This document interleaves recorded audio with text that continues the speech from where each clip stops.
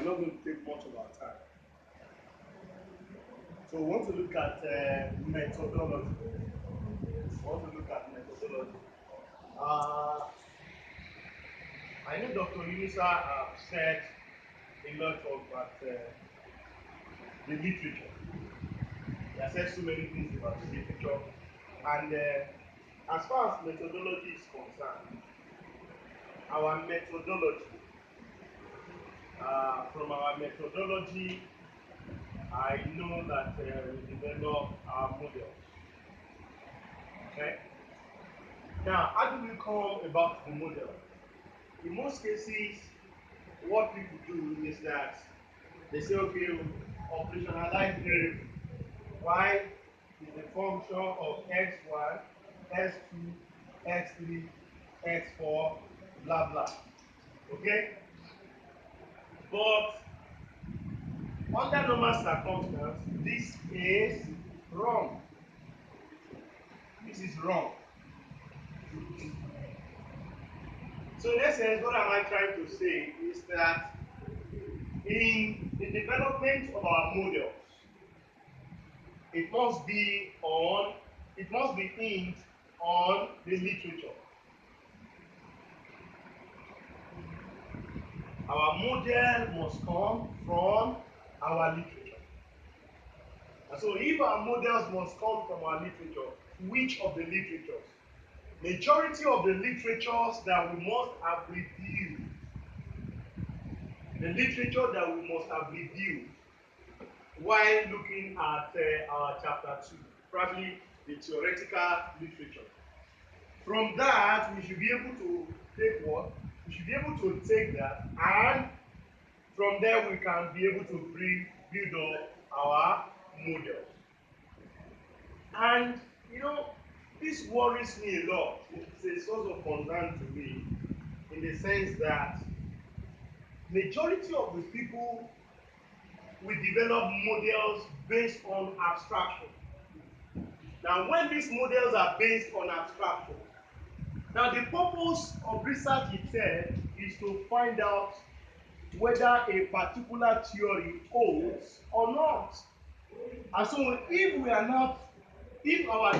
our model now is not based on the theory, then how are we going to test the validity of that particular theory?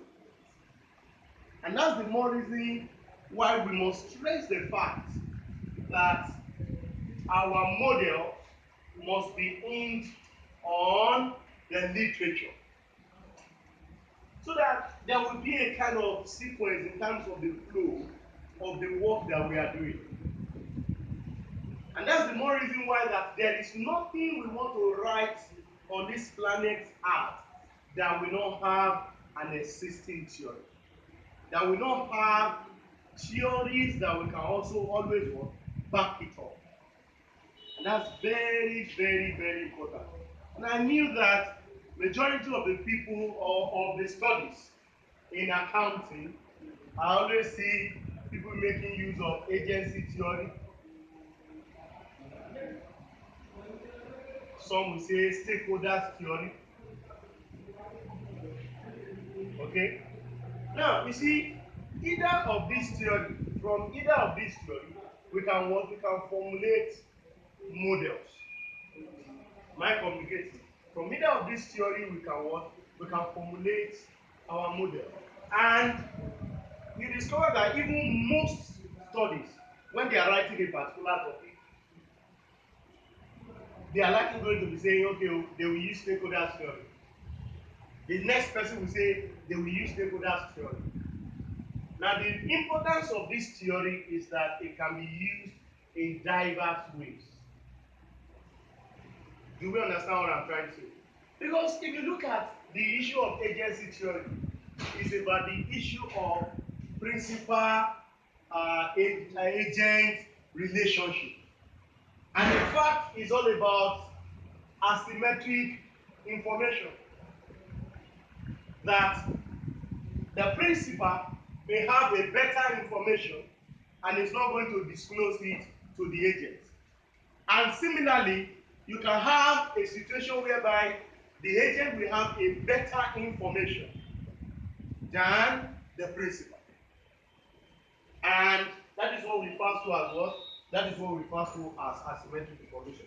Now, what am I trying to say here is that if we are going to write any, if we are going to specify any model, it must be hinged on a theory. And even when we are specifying our model, any theory that we want to make use of, even if it is 2 or 3 paragraphs, because that theory is already part of us, just give a kind of a summary of that theory. Now, when we give a summary of that particular theory, then you now begin to bring the hand out. You begin to bring the head out. You begin to bring the leg out from that theory. Now, what do I mean by leg, hand, or the head? I'm referring to which one is the dependent variable, which ones are the explanatory variables, and which ones are the control or the modulating variables. Am I communicating? And so it's based on that theory. You see, and that's the more reason why a critical understanding of the theory is very, very, very important.